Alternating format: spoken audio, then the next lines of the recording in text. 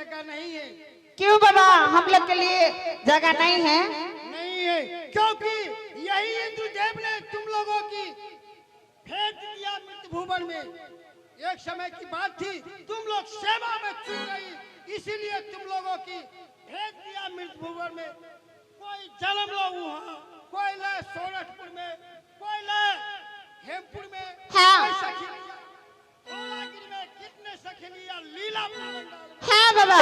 तुम लोगों के जब तक हमारे इंद्रदेव ऑर्डर नहीं देगा तब तक यहाँ पर तुम लोगों को रहने नहीं देगा। ठीक है बाबा, ऑर्डर ले चुके हो बाबा। प्रणाम बाबा, जाइए बाबा। हे इंद्रदेव, हे इंद्रदेव, आपने सही कहे। बोलो टक हो रहे हैं ये इंद्र के बिलास। क्या हुआ? ये 700 परी लोग मृत्यु भुवन की रहने वाली, हाँ, वो लोग कहती है कि हे प्रभु, हम लोग आए हैं शरण दीजिए रहने के लिए। ये इंद्र का बिलास शरण चाहिए। हाँ, क्या उसको ऊपर विपत आ गया आज? सो बात नहीं जानेंगे महाराज हम। हाँ, वो लोग शरणागत मांगती है। शरणागत चाहते हैं तो ठीक है, थोड़ा उसको सामने बुलाओ। एक परी लोग इधर आएगी। हाँ बाबा। बेटी, हाँ क्या हुआ तुम लोगों को? बाबा, हम लोग के कुछ नहीं हुआ, मगर हम लोग की शरण चाहिए बाबा। बेटी, आज तुम लोगों को मैंने कुछ दिन आगे 12 बरस के लिए भेजा था, लेकिन 12 बरस में आज 6 बरस मात्र होता है। 6 बरस को मंदिर में तुम लौट के आ गया, तुमको ये कभी भला नहीं होगा। क्यों मेरा सामने आया बेटी? बाबा, बोलो। हम लोग की शरण चाहिए। शरण चाहिए? हाँ। तौरपाल को दो। तौरपाल, हाँ इंद्रदेव, मैं इंद्रदेव का राजा हूँ। अगर इन नर नारी को मैं शरण में नहीं लेता हूँ तो कल मेरा भगवान का कोई पूजा नहीं करेगा। नाथ, अभी ईश्वर क्या कहे हैं कि 12 बरसों के लिए मैंने वनवास दे दिया हाँ। लोक में, लेकिन 6 बरस और 6 साल बाकी है। 6 बरस तो और था उसका। आप क्या चाहते हैं, इन लोगों को शरणागत दे कि ना दे? जी, मैं चाहते हैं 6 माह करके अपना शरण में ले लेता हूँ। शरण में लेकर जो उसका दुख है मैं हर लेता हूँ। क्या बोलता है उसको, क्या विपत है? कैसा बात बोल रहे? छल्ली है इंद्रदेव, छल्ली है, देवता में छल्ली भी है वो। देखो, मैं जानता हूँ। अभी जितना नर नारी है मेरा सामने से दूर हो जाओ, नहीं तो मैं 12 बरस को लिए दिया था तुम लोगों को शराब। कहीं ऐसा शब्द ना निकल जाए मेरा मुख से, 12 दूनी 24 निकल जाएगा तो तुम लोग परले हो जाओ, मेरा सामने से दूर हो जाओ। हनुमान जी बाबा, इसे मार कर गदा से सीधे सभी तार को भगाओ, नहीं रहने देना है। नहीं जाएगी।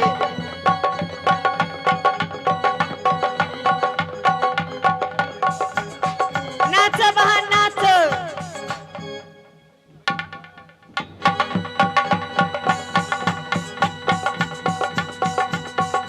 ये क्या हो रहा है इंद्रदेव? हे राम, हे भगवान, ये क्या हो रहा है? पूरा इंद्रास के विलास रुक रहा है। रुक जाओ बेटी, रुक जाओ, रुक जाओ, मैंने सोचा था, रुक जाओ। मैंने सोचा था कि मृत्यु भुवन में जाकर के इन लोगों की शर्त भंगट गई है। सबको बचा नहीं पाया ये लोग। पास में शर्त भी अभी तक बाकी है। ये है शर्त। अभी तक इन लोगों को शर्त बाकी है। मैं मेरा ख्याल से उन सभी को तरावट में ले लेता हूँ। अगर नहीं लेता हूँ शरण में तो ना जाने कितना जीव जंतु को, कितना पृथ्वी को नाश कर देगा ये लोग। इधर आएगी बेटी तू। हाँ बाबा। तुम्हें ऐसा सामान, कौन सा सामान घट गई बेटी की, तू इंद्रपुर में आई हो? बाबा, नहीं हमरा अंदर सोना घटली, नहीं पाकल वीर पान बुझलिए। हम लोग की शरण चाहिए, पहले शरण दीजिए बाबा। मेरा मुख मांगा ही ना मांगो, मैं पूर्ति करूंगा। मैं हनुमान छड़ी हूँ। क्या दे? सोना चाहिए या धन चाहिए? नहीं बाबा, दौलत पहले चाहिए? पहले आप सत कीजिए बाबा। हाँ? तुम मृत्यु भुवन की रहने वाली हो। मैं इंद्रदेव को पास में मैं अभी ड्यूटी बोला किया करता हूँ, हनुमान छड़ी हूँ। नहीं बाबा, पहले सत कीजिए। हमें तुम्हें ऐसा कौन सा शर्त बनाना पड़ेगा? नहीं बाबा बताओ। मांगो मुख मंगाई मान, मैं पूर्ति करूंगा। अरे पृथा न जाहि देव ऋषि वाणी। ये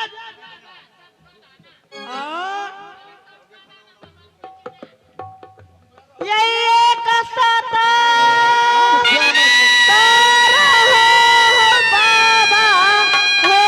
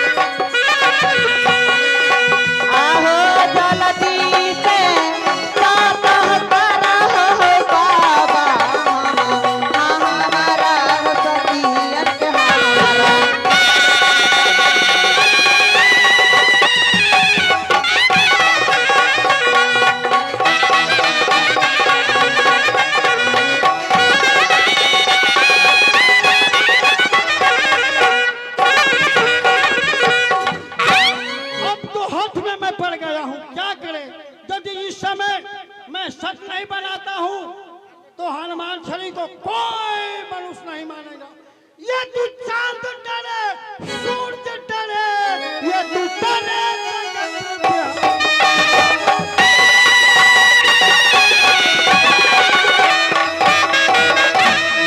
चांद डरे, सूरज डरे, ये तू डरे ये तू सत्य पत्न है वीर हनुमान, ये तू सत्य ही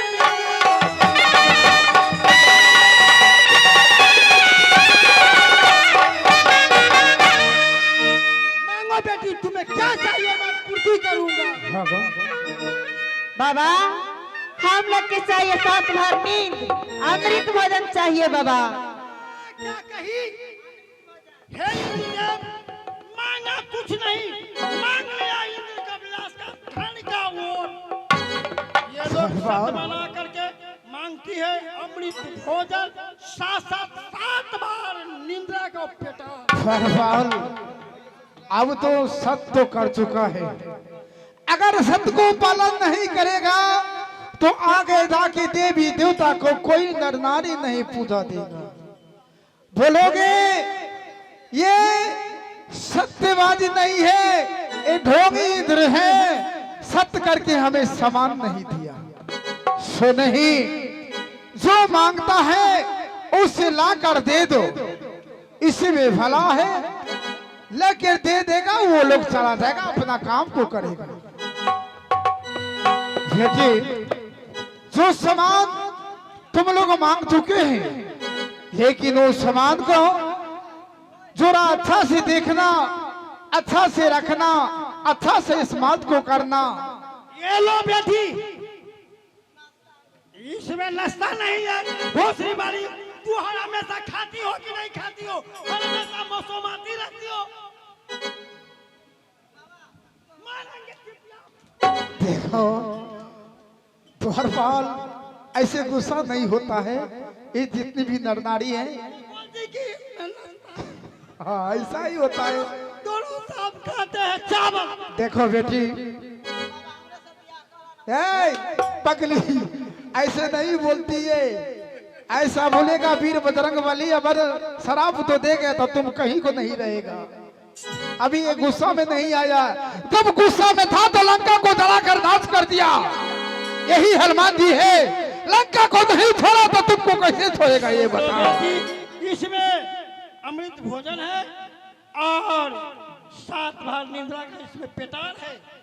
लेकिन सुन लो कान खोल करके, यदि ये सामान लेकर इंद्र का विलास कर तूने मृत्यु भुवन में जा रही हो, यदि उलट कर ताकेगी, ये दिया हुआ सामान फिर वापस मेरे सामने में चला नहीं, तुम्हें हाथ लगेगा। ये जहाँ पर जाना है सीधी चली जाना है। तुम लोग जाओ बेटी, और जितना संभाल के रखना, संभाल के ले जाना बेटी, अच्छे तरीका से यूज करना, अच्छे तरीका से यूज करके थोड़ा बच्चा रहे तो लेकर आना, क्योंकि पृथ्वी का भार इसका, ये पृथ्वी पर कोई भार नहीं सह सकता है बेटी। तुम जाके मेरा पास में लेके आ जाओ। हाँ बाबा, बाबा बोलो बेटी। हमरा बहना के तो दे दिल जी, अहाँ मांगबो तो हमरा देब। बोलो। तो अपन हनुमान छड़ी हमरा दे दा। नहीं, ये कभी नहीं होगा। नहीं देबा? नहीं, तो हनुमान छड़ी हमरा बड़ पसंद पड़ गेल हो बाबा। नहीं नहीं, इसका मैं कभी नहीं देगा। अगर मैं इसको दे दिया तो इतना कबली सुना सुना हो जाएगा पगली, हम किसके सहारा जिएगा। ठीक है ला बाबा, जीवित रहो बेटी। सबूर गाछ में नेवा फरती है, जाओ, कुछ नहीं होगा। जय जय सीताराम, जय सीताराम, जय सीताराम, जय सीताराम, सीताराम, सीताराम, सीताराम, सीताराम, सीताराम, सीताराम, सीताराम, सीताराम, सीताराम, सीताराम।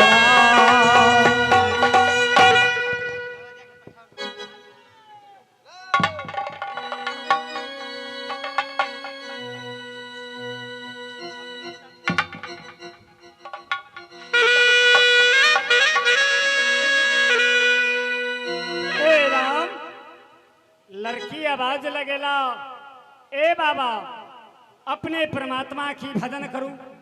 हम इंद्र कैलाश में जाए वाली, परंतु इंद्र कैलाश लड़की आवे वाली नहीं। आवाज आ रहा है कुछ टाइम या परमात्मा परमपिता शिव की भक्ति में या उनका नाम की उच्चारण में। श्री कृष्ण गोविंदा हरे मुरारी, हे नाथ नारायण वासुदेव।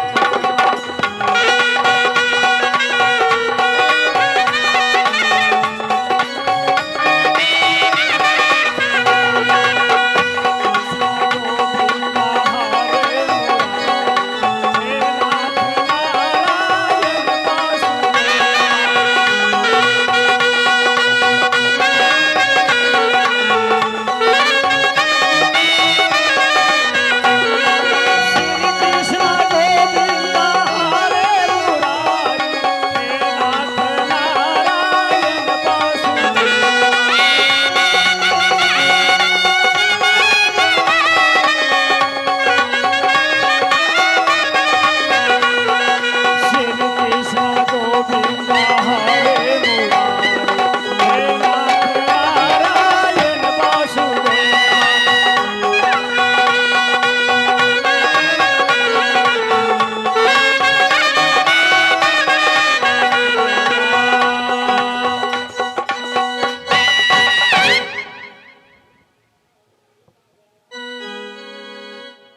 बाबा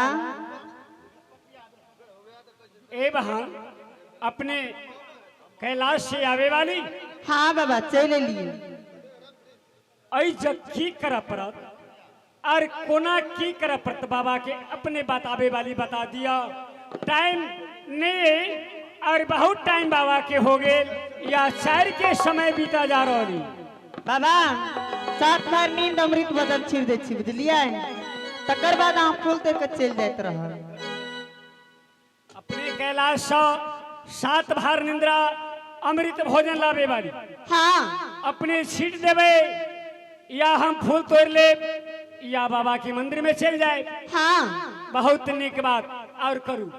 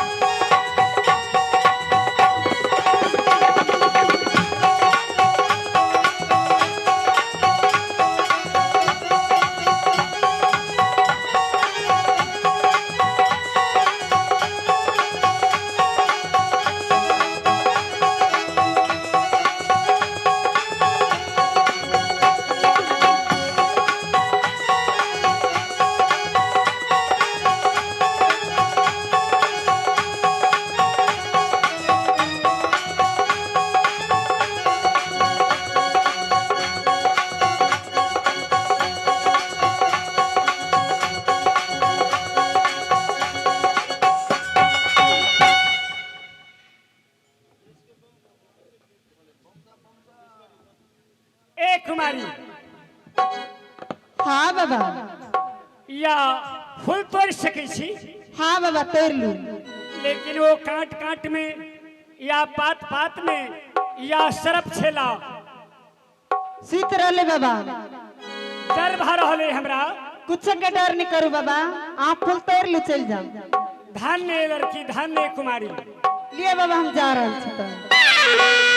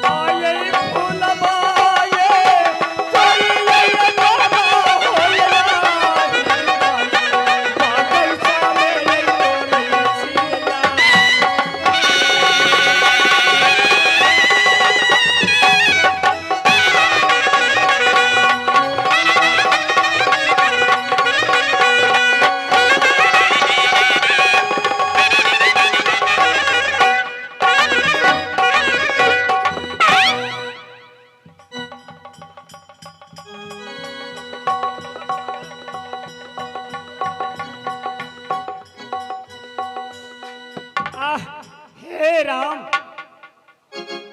या फूल की या रोशनी एते हमारे बाबा मंदिर में बहुत खुश था लड़की सही में बतैला ऐ फूल तोड़ का हम बाबा की मंदिर में जाओ कहा या गोरखपुर या भागले में चला बाबा बाबा के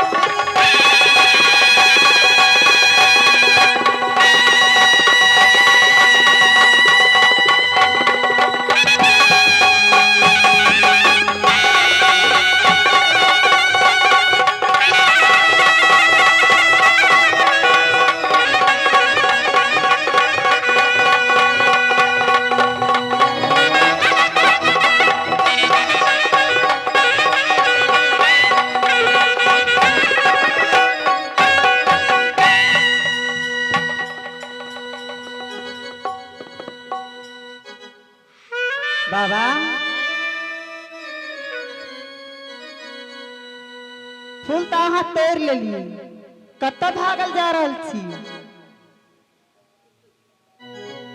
ए बहन, हाँ अपनी आवाज लगावे वाली, ए बाबा अपने आप फूल तोड़ू, लेकिन हम फूल तोड़ का या हम बाबा के मंदिर में जा रहे छी।